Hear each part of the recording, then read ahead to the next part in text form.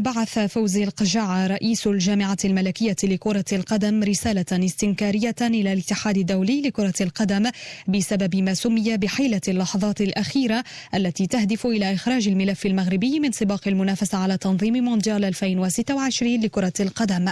وحسب العديد من المصادر الإعلامية فإن عددا من الأصوات داخل لجنة ترشح المغرب والجامعة الملكية تستنكر رغبة الاتحاد الدولي في إقصاء الملف المغربي مبكرا قبل الوصول إلى مرحلة التصويت النهائية في 16 من يونيو المقبل، وذلك عن طريق إحداثه لتعديل لجنة التنقيط في آخر لحظة من تسلمه الملف المغربي والملف الأمريكي المشترك. اللجنة المستقلة التي يتحكم فيها رئيس الفيفا انفانتينو ستقوم بزيارات ميدانية منتصف هذا الشهر، وستتولى دراسة الملفات وتنقيطها، وسيكون لها صلاحية حرمان أي ملف من المرور إلى مرحلة التصويت النهائية التي يعول عليها المغرب للظفر بتنظيم هذا الحدث الرياضي العالمي. في هذا الصدد نستمع للإعلامي أسامة براوي مهتم بالشأن الرياضي تحدث إلى الزميل كمال خصال.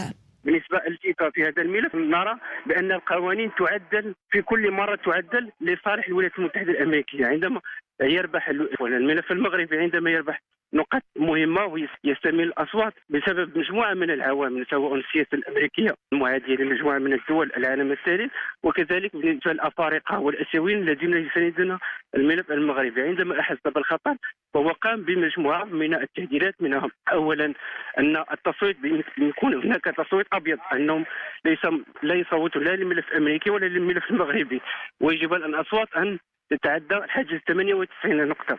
فإذا لم تصل إلى 98 نقطة فإنهم سيتم إعادة النظر بوضع ملفات لدول أخرى. هذه القضية هي مخدومة، هذه أولا لم تكن في الحسبان. ثانيا هناك اللجنة التقنية التي كانت في السابق كان دورها فقط أن تقوم بدراسة تقنية وتضع تقييم، ولكن هذا التقييم يوضع فقط في عين الاعتبار وليس إقصائي حاسم. إذن هؤلاء اللجنة التقنية عندما نرى فيها أوروبيين وهندي، كلهم هؤلاء الأوروبيين يميلون لجاني انفانتينو.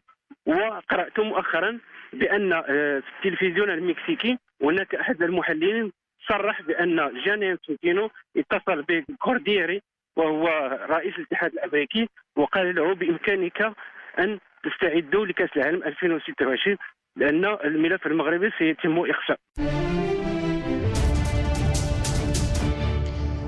Doute sur l'impartialité de la FIFA dans le processus d'attribution de l'organisation du Mondial 2026.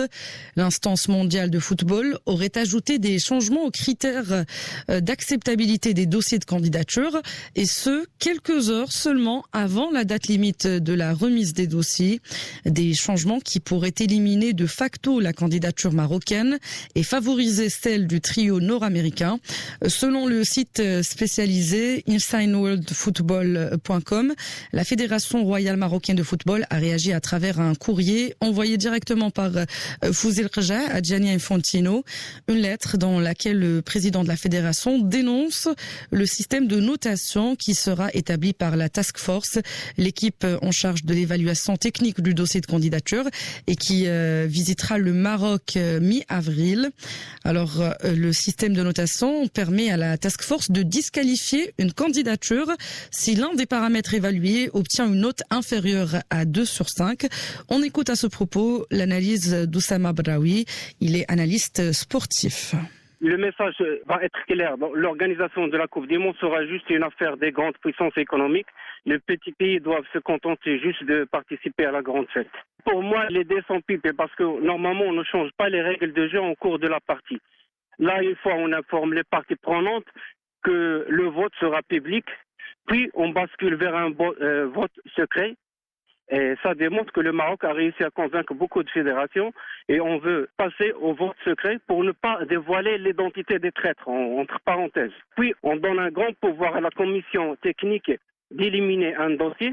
Cette commission technique exerçait déjà le temps de Blatter, mais avait pour but seulement de faire l'inspection, d'évaluer les dossiers et de mettre un classement de ces dossiers. Et c'est aux membres du bureau exécutif de prendre en considération le rapport technique. Maintenant, on donne à une bande de technocrates la latitude d'éliminer un dossier. Tout ça montre que la FIFA Et les États-Unis d'Amérique veulent éviter une mauvaise surprise, une humiliation le 13 juin lors du congrès de la FIFA.